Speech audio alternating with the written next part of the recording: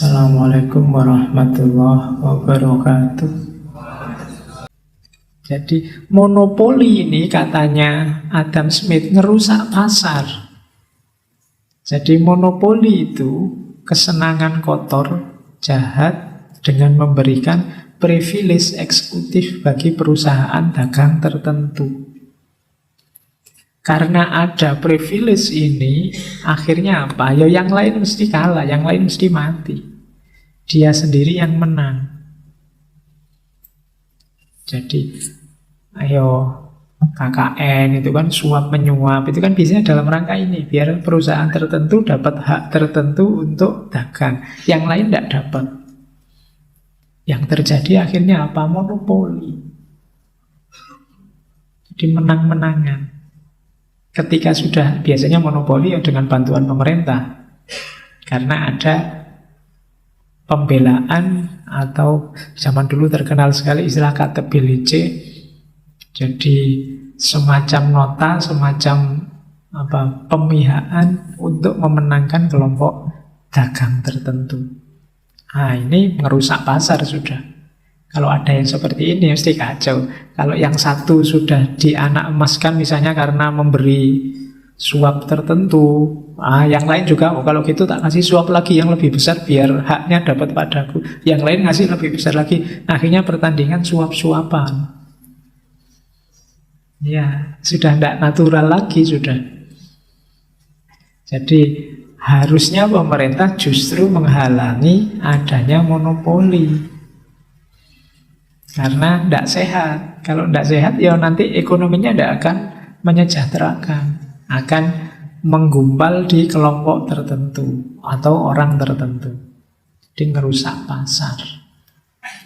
Contohnya apa? Dulu ada, sebelum Adam Smith, ada aliran namanya merkantilisme. Di sekitar abad 17. Isinya ya pemerintah plus tuan tanah, para pedagang. Jadi orang-orang merkantilis ini percaya bahwa ekonomi dunia itu sifatnya stagnan.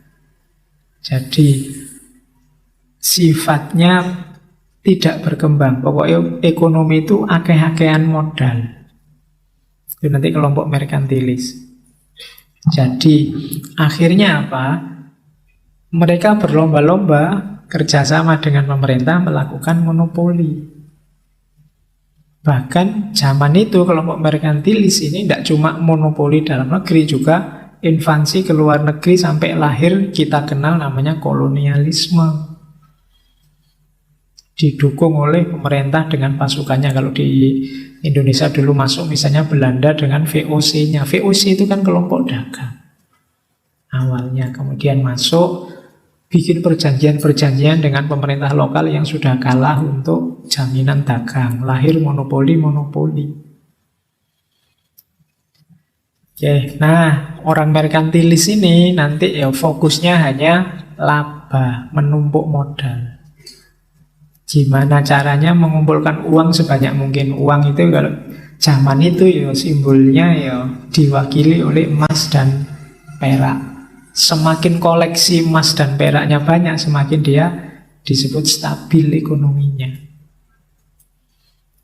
Jadi lahirnya apa merkantilisme ini zaman dulu ya kita kenal, termasuk Indonesia jadi korbannya kolonialisme. Jadi orang-orang yang ingin menginvasi negara lain untuk melakukan monopoli-monopoli dagang. Nah, ini yang dikritik oleh Adam Smith.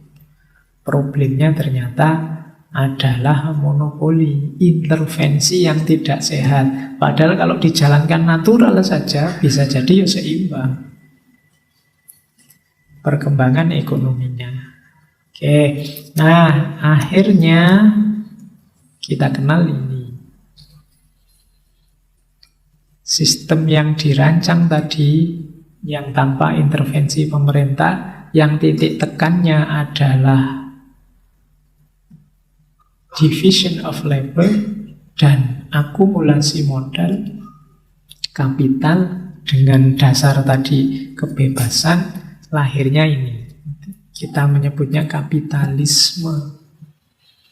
Jadi kapitalisme itu variabelnya ada paling tidak 5. Yang pertama, private ownership. Private ownership itu kepemilikan pribadi. Boleh harta kekayaan itu dimiliki secara pribadi di level apapun. Itu cirinya kapitalis. Yang kedua, profit motive.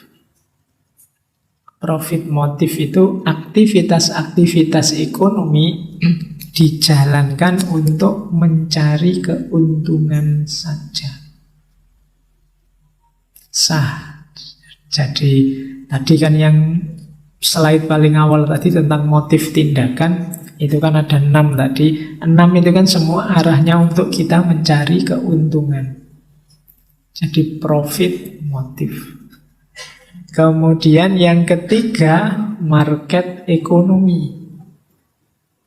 Market ekonomi itu ekonomi pasar. Kalau ada orang bilang, sudahlah serahkan saja pada mekanisme pasar. Itu market ekonomi. Kalau memang orang butuh, biar mereka beli. Kalau tidak butuh, ya biar tidak usah beli. Itu market ekonomi. Biarkan pasar yang menilai. Itu bagus atau tidak, dibutuhkan atau tidak. Tidak perlu intervensi-intervensi dari pemerintah misalnya. Harus ini, harus itu, jangan ini, jangan itu. Tidak usahlah. Biarkan pasarnya sendiri yang menentukan dia butuh itu apa tidak. Itu namanya market ekonomi. Terus kompetisi. Kompetisi itu berarti ya bersaing saja secara sehat. Pak, saya mau dagang ini Pak, tapi kok sudah banyak yang dagang. Tidak apa-apa, kalau kamu nunggu yang belum ada dagang ya tidak ada. Semuanya sudah ada. Kompetisi aja secara sehat. Bikin strategi-strategi penjualan yang bagus. Karena memang tidak mungkin kamu masuk gelanggang pasar yang tidak ada kompetisi. Yang kamu single fighter main dewe itu rauno. Pingin jago sendiri kan. Kadang-kadang saya sering ketemu teman itu, Pak saya pingin wira swasta, pingin dagang apa gitu loh Pak. Tapi saya lihat di tempat saya itu apa-apa sudah ada ya Pak. Loh, kalau kamu nyari yang tidak ada nggak jadi dagang. Sekarang apa yang tidak ada semuanya juga ada. Harus siap kompetisi. Jadi apalagi sekarang online itu apa wae ono. Kamu sumpek enak-enak jualan buku, ada yang baca. Nah, itu kan gimana ini caranya ya? Nah, itu berarti ada yang tidak adil. Kalau urusan yang tidak adil, pemerintah boleh intervensi. Harusnya kompetisi berjalan secara fair. Kemudian free enterprise. Enterprise itu ranah wilayah budaya. Jadi ada kebebasan, tidak terlalu banyak aturan yang mengikat.